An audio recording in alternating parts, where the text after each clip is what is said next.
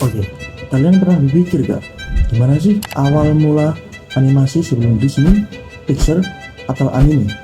Sebelum Mickey Mouse ada, bahkan sebelum film punya suara, dunia animasi sudah dimulai dari sebuah film aneh, sederhana, tapi revolusioner.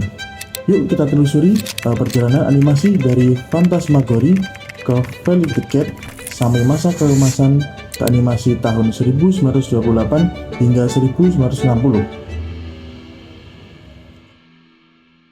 Oke, sebelumnya perkenalkan, nama saya Bagus Akif, mahasiswa Universitas Negeri Surabaya, Prodi Film dan Animasi. Kali ini, saya akan menjelaskan tentang sejarah animasi. Kita mulai dari tahun 1908. Sebelum ada internet, belum ada TV, tapi Emile Colt dari Prancis sudah menciptakan salah satu film animasi pertama di dunia, Phantasmagorie. Film ini digambar frame by frame dan semuanya manual pakai tangan. Isinya, seorang manusia lidi yang bergerak terus-menerus dan bertemu benda-benda yang berubah bentuk seenaknya dari gelas anggur berubah jadi bunga, lalu berubah lagi jadi gajah. Memang sih, sederhana, tapi sangat imajinatif. Hal uniknya, film ini dibuka dengan tangan asli, Emile Colt yang sedang menggambar karakter langsung di depan kamera. Jadi, seperti ada campuran di dunia nyata dan dunia gambar. Judul Phantasmagorie diambil dari istilah Phantasmograph, yaitu proyektor kuno yang di abad ke-19 dipakai menampilkan bayangan menyeramkan. Colt membuat film ini sebagai penghormatan untuk seni eksperimental yang hampir dilupakan. Walaupun durasinya cuma 2 menit, Colt menggambar 700 frame secara manual. Itulah kenapa filmnya terlihat seperti gambar kapur di papan tulis. Lompat ke tahun 1919, dunia animasi kedatangan superstar pertamanya, Felix the Cat. Kucing hitam dengan mata besar dan senyum lebar ini menjadi fenomena global di era film bisu. Gaya berjana Felix, humor suaranya, dan ekspresinya yang gaya hidup membuat penonton jatuh cinta. Lalu, siapa penciptanya? Nah, ini yang unik. Ada 2 nama, Pat Sullivan, pemilik studionya, dan Otto Messmer, animator utamanya. Sampai sekarang, masih terjadi perdebatan siapa pencipta sebenarnya. Felix bukan bintang film pendek, tapi juga muncul di comic strip sejak tahun 1923. Wajahnya ada di kartu pos, mainan, keramik, bahkan band jazz membuat lagu berjudul Felix Kept on Walking. Ini benar-benar bukti bahwa Felix adalah ikon budaya pop. Sayangnya, kejayaannya meredup di akhir 1920-an. Ketika Mickey Mouse hadir, dengan suara yang sinkron, animasi bisu terasa kehilangan. Sullivan mencoba membuat versi bersuara, namun hasilnya gagal total. Studio tutup pada tahun 1932. Felix sempat muncul sebentar di tahun 1936, tapi tidak kembali sepopuler sebelumnya.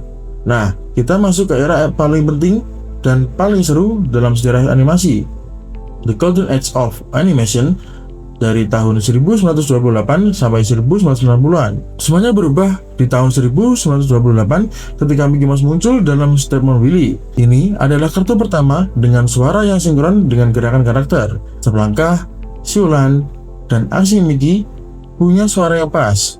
Ini benar-benar mengubah permainan. Dan berarti di situ, warna mulai dipakai di kartun. Disney melopori penggunaan Technicolor lewat Flowers and Twist yang bahkan menang Oscar pertama untuk kategori animasi. Masuk tahun 1930-an hingga 1980-an, 2 studio raksasa bertarung sengit, Disney dan Warner Bros. Disney fokus pada karakter manis dan cerita emosional seperti Mickey, Donald, Goofy, dan Pluto. Mereka juga menciptakan film panjang animasi yang jadi standar baru, yaitu Snow White, Pinocchio, dan Fantasia. Sementara itu, Warner Bros hadir dengan gaya yang lebih cepat, nakal, dan penuh humor slapstick. Looney Tunes dan Mary Lodis memperkenalkan Bugs Bunny, Daffy Duck, Porky Pig, dan kawan-kawan karakter-karakter yang energik dan sering merusak dinding keempat. Persaingan inilah yang membuat inovasi animasi meledak. Penonton, kita yang paling diuntungkan. Di akhir masa keemasan, sekitar tahun 1050-an, televisi mulai masuk ke rumah-rumah. Nah, kartun yang dulunya tayang di bioskop sebelum film utama. Di akhir masa keemasan, sekitar tahun 1950-an, televisi mulai masuk ke rumah-rumah. Kartun yang dulunya tayang di bioskop sebelum film utama, kini pindah ke TV. Serial seperti The Flintstones, The Jetsons, atau tayangan ulang Tom and Jerry, serta Looney Tunes menjadi tontonan sehari-hari. Studio mulai membuat animasi khusus TV dengan budget lebih kecil. tapi tetap populer.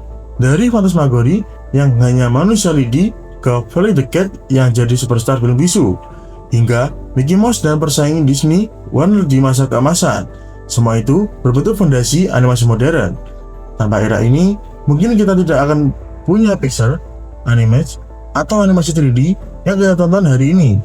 Inilah sejarah perjalanan panjang animasi yang membawa imajinasi ke dunia nyata. Terima kasih sudah menonton, jangan lupa like, share, dan subscribe agar kamu tidak ketinggalan bahasa sejarah, animasi, dan film berikutnya. Terima kasih, saya Wesegit dan terima kasih.